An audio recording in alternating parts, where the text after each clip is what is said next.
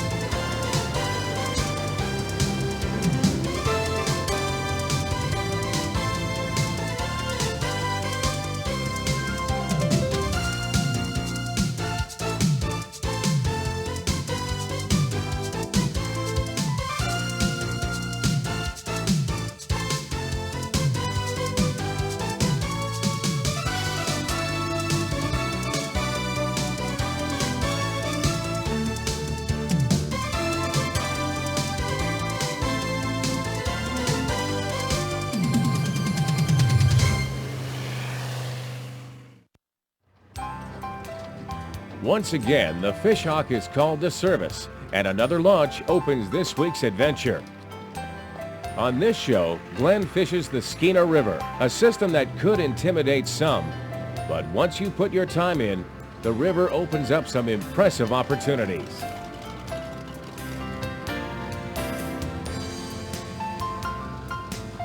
The first stop, Glen casts to a school of rising sockeye. But these fish are on the move and show no interest. So after a few pattern changes, Glen decides some new water structure is in order. He needs to find a spot where the fish are more apt to hold to be successful.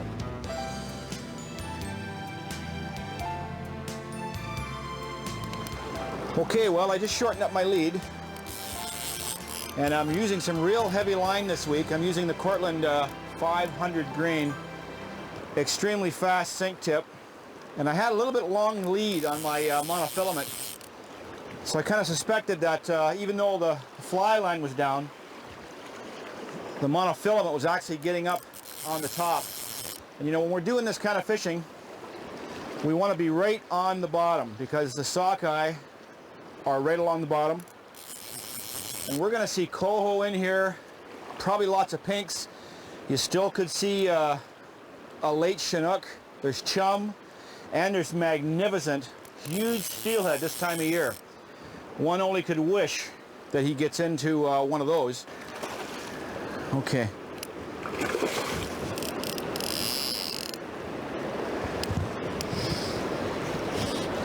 Now I really don't want to do too much here. All I want to do is kind of get a hold of that fly and just pop it out. Okay. Yeah, a little pink. Oh, jeez. And he is just ready to go. Okay. Well, pinks are easy. It's some nice chrome bullet sockeye we're after.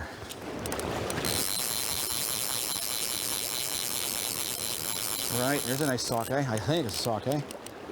That's funny, there's so many fish running right now, this time of the season. And we're in mid-August. You really don't know what you're going to get. This probably isn't a sockeye. Well, maybe it is too. Oh yeah. Hard to say. Looks pretty chrome. Oh yeah, sockeye. Woohoo! All right. Well, you sockeye, man. This is one of the best fish on a fly. A million people wait for this to happen at this time of year. Look at that thing. Wow.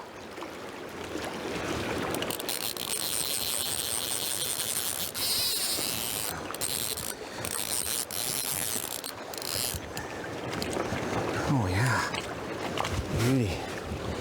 Okay, for my luck, the fly just kind of turned nice. Yeah, there's a nice sockeye there. Beauty. And that's what everybody comes for here in August. The beautiful sockeye. Nice fork tail. This one's still really chrome. And the run is just about a quarter of the way through. It just got started about 10 days ago. So there's a lot of fresh fish. Woo, what a riot. Sockeye.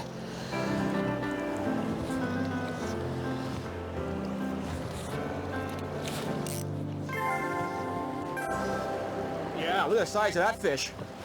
Wow, big fish. Looks like coho.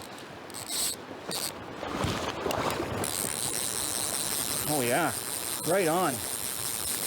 This looks like a pretty sizable fish. Maybe coho, don't know for sure yet. He's just holding in that fast current. Wow, I gotta go down. Yeah, it's coho, I think. Yeah, heck of a big sockeye.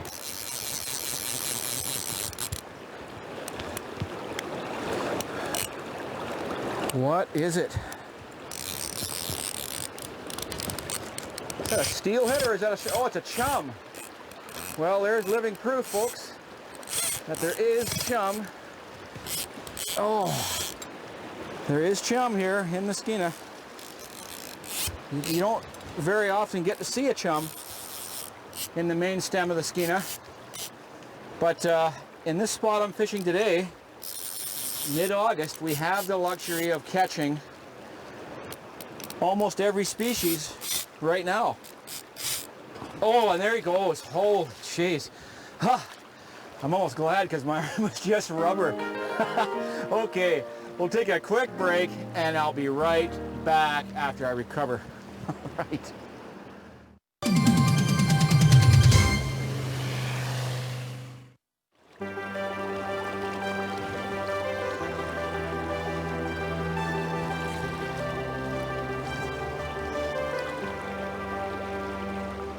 There we go. Oh, another nice fish. Wow.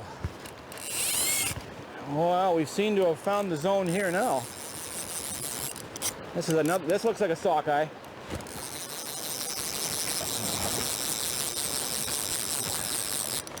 Oh, look at that. Good fight.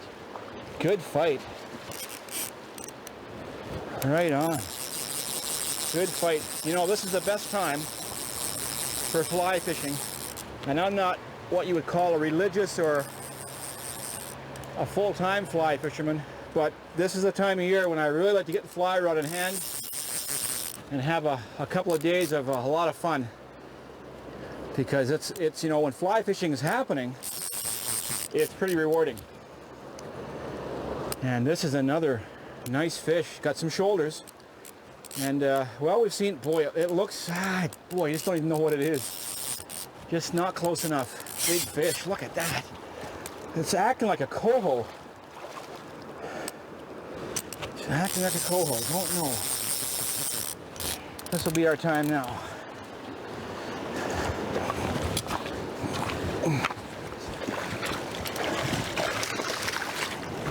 Oh yeah, Mr. Coho, there he is. Okay, fly just hanging on the end there. There it is. Beautiful chrome coho. He's going to be tough. You see, he's got a little bit of probably a seal bite there, but nice chrome. Nice looking fish. Got to get my rod for it floats away. Okay, he's ready to go. Right. Oh, boy, I'll tell you, this fly fishing can really wear you out. You know, a lot of people get a little bit intimidated with fly fishing when it comes to casting. And I know that, you know, I'm not the greatest of fly casters, that's for sure. But I can get the job done. But there are certain types of casts that make fly fishing a lot easier. And for example, when you're casting heavy liner flies like we are today, or when you're fishing in the wind, it's called a double haul. And I'll let my good friend Peter Morrison, he's a fly fishing expert. He'll tell you all about it. Here's Peter. Okay, well, a simple explanation of the double haul is basically it's a method that we get higher line speed in order to drive that line out a little farther, because when you're casting, you're not casting the fly because it's obviously too light. You're casting the line, and the line is carrying the fly out with it. So if you want to get higher line speed to cast farther, we'd employ the double haul. Now the first thing that I would suggest that you do here is take your fly rod and put it away. Now what we would like to do is we're going to try and learn how to do this in pantomime. So what I'm going to suggest that you do is go out and lock yourself in your bathroom. Don't let your husband or wife come in and watch you. And just look in front of the mirror and see how good you look doing this. So what we're going to do here is we're going to take our fly rod, our imaginary fly rod in this hand, and my thumb would be my rod there, and this is going to be my fly line hand. I'm going to take my two hands and put them together like this. I'm going to start to do a back cast. As I start to do a back cast, I'm going to start hauling the line down with my line hand. So it's going to look something like this. As I start my back cast, I'm halfway through my haul, my rod is straight up and down, and my line has been pulled out by about 12 inches. Then, as I continue my cast, I'm going to let the line come back. My forward cast, I'm going to do the same thing in reverse. I'm going to haul down as I'm coming forward, the rod is straight up and down, and I'm at my maximum haul, and then give it back. So we got to get the timing on this one. Down, up, down, up, down, up, and you're going to want to practice that and get that tuned in pantomime before you pick up your rod. If that's difficult for you and you're having a problem, get your hands coordinated like this, just try this one. That's good practice for you. Okay, now we'll pick up our rod. So here's how it's going to look on the water. We've got our rod in this hand, our line in this hand. It's important to keep your rod and your line hand together when you start. We're going to take our general casting stroke, come back like that, forward cast, back cast, forward cast, back cast, forward cast. You can see I only have to haul about 1 foot to 18 inches. There's no real need to go way out wide like that. Just a nice short little haul. It's a very effective method of getting your line speed much higher and give you a farther cast. Here we go. Oh yeah, there's a good one. That feels like sockeye. Maybe coral again. Hard to say. Hard to say. Oh, wow. Give me lots. It's got to be a coho. Got to be a coho. Going down. Wow, look at that fish. One thing's for sure, we're having a blast. I only get the fly fish probably half a dozen times a year when it's really good. I mean, I fly fish a lot more than that, but this is the time when I really concentrate on doing it. But, oh, look at that. I think it's a coho again. Here we are looking for sockeye, and we're just clobbering the coho. Right on.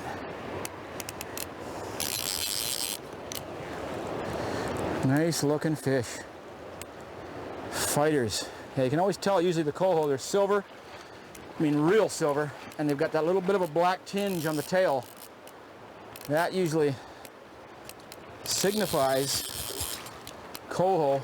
But salmon are so funny, you know, you figure you know what they are until you get them in, and no.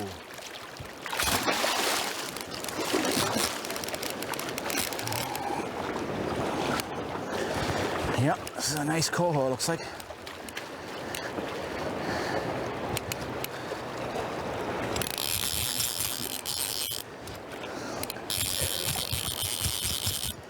Whew, yeah.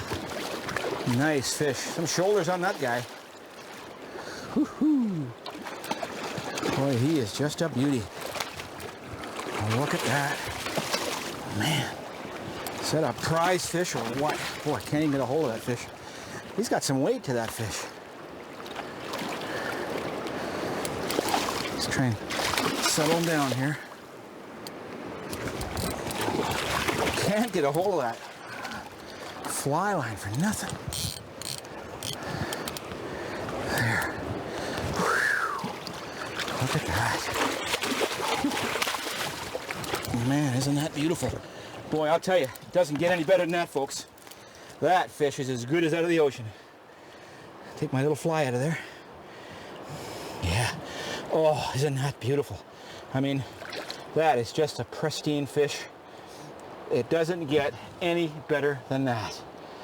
Whew. Okay. Mr. Cromer. Wow. Thank you for that. Oh, great fish. Unbelievable. We'll be right back after this.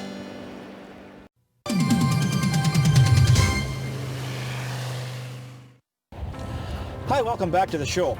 I'm with Christian Bloom from RST. Hi, Christian, how you doing? Give me a little bit of information about RST. Who is RST?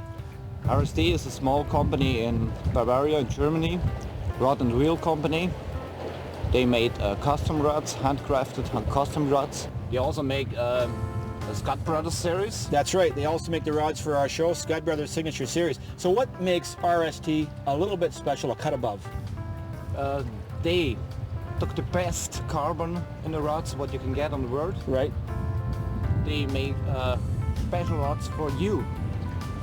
So they will For her, custom for him, tailor for everyone. rods. Yes, right. absolutely right. So the RST will make custom tailor rods for anybody. They make piece after piece for just a few ones Right. from every series, but good stuff, really good stuff. Right. So now you're also a fly fishing instructor for RST. Tell me a little bit about that.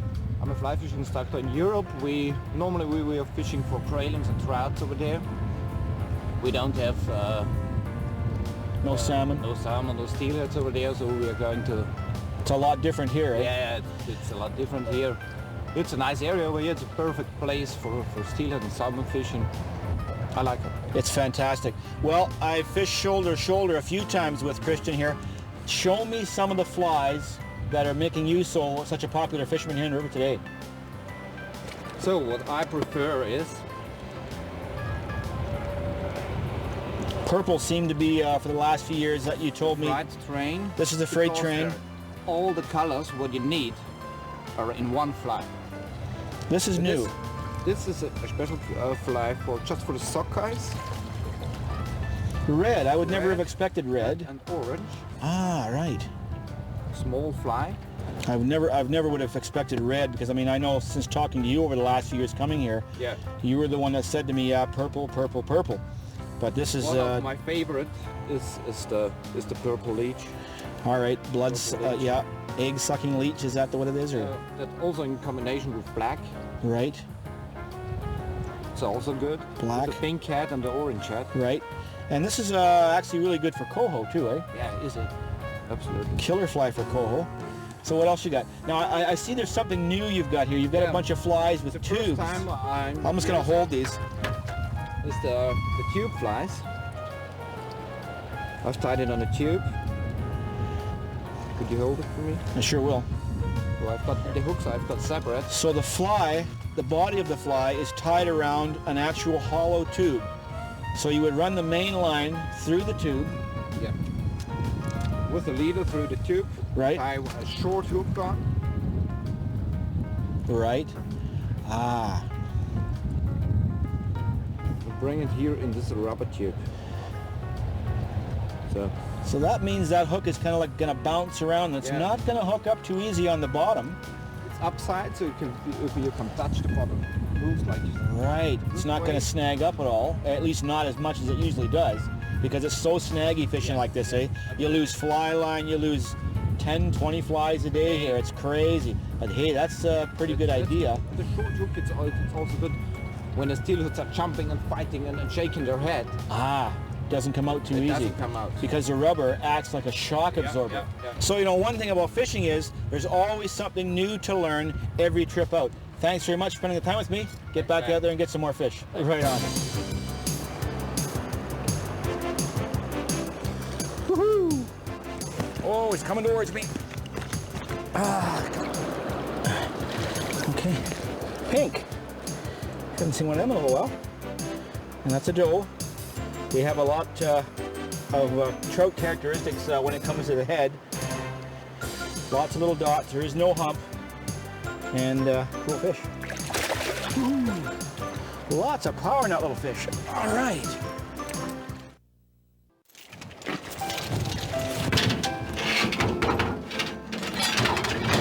Oh man. I'll tell you, after a day like that of throwing that flyer with all that heavy line, even a 60-pound anchor feels pretty rough. Hey fishermen, hope you enjoyed the show. I had a great time bringing it to you. This is your playground. Let's respect it and keep it clean. I'll see you next week.